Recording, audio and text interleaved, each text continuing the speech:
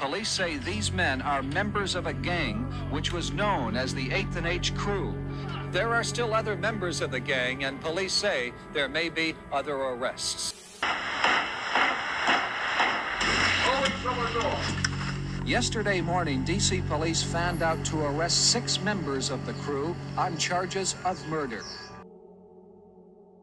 Her name was Catherine Fuller.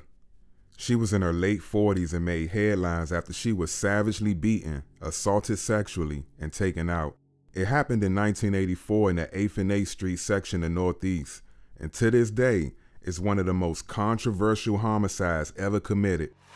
It's the most controversial because of the many conflicting stories and the unprofessional actions of law enforcement and the government. The problem with certain high-profile cases is people get sloppy with their investigation. They become so desperate that logic and reasoning go out the window. The 8th Street corridor of D.C. is a heavy traffic strip. 8th and H is a known landmark. You got people constantly moving, shopping, going into stores, some waiting on buses, and some of them just be hanging out in the area. In 1984, the police received a call about an alleged 8th and H Street crew, claiming that some of the members were responsible for the brutal attack and murder of Catherine Fuller. Police found out to arrest 6 members of the crew on charges of murder. Catherine lived on K Street in Northeast. On October 1st, 1984, about 4:30 p.m., she walked 5 blocks, headed to a liquor store called Family Liquors. She took a shortcut to get there when she was attacked in the alley, attacked sexually, allegedly sodomized with a pipe, kicked and beaten until her life was taken away from her. The $40 she had was taken. She was also robbed of her jewelry. She was a wife and a mother of 6. Law enforcement arrested 17 guys. 8 of them were found guilty and sentenced to life, and all of them maintained their innocence throughout the trial, conviction, and even today. Later on, evidence that the prosecution tried to hide was discovered, and that evidence placed a certain suspect in the area. It was a man named James McMillan, who got locked up for crimes against women, and in the early 90s, that same man was convicted of assaulting and murdering a woman in another alley in D.C. 3 street vendors claimed they saw McMillan near the alley looking suspicious, hiding something in his coat around the same time Catherine was attacked. But yet he was never picked up and questioned.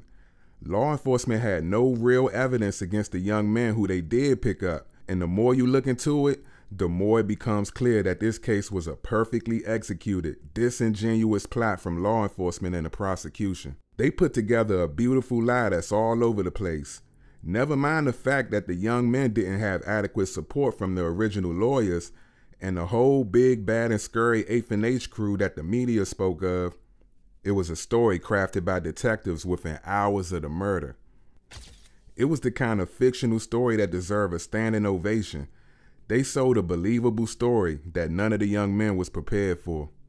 The Catherine case reopened in the early 2000s. Several eyewitnesses recanted their statements. There was way too much confusion, too much doubt, reasonable doubt, such as a lady who admitted she was high on PCP while identifying suspects, the McMillan situation, the sloppy investigation, but the verdict was still upheld. One of the men who were convicted was Chris Turner. He was 19 years old at the time, and law enforcement came to his house and several other guys early in the morning while they were in bed, handcuffed him and took him away. Chris had graduated from high school, never been arrested, and had plans of joining the Air Force. Chris let it be known that he would never take a plea deal for something he didn't do. No matter what the offer was, all the men wasn't that strong though. Long interrogations and fear of never walking the streets again and just flat out desperation led to 2 guys taking a plea deal. Again, with no physical evidence tying them to the situation, Chris and the others were convicted. Man, shame on our government. Chris made parole in 2010 after serving more than 25 years, still maintaining his innocence. If you want more details, just check out the Netflix documentary titled The Confession Tapes, Episode 5. They delve in a lot further with the testimonies of people who remember the unfortunate and horrific murder case of Catherine Fuller.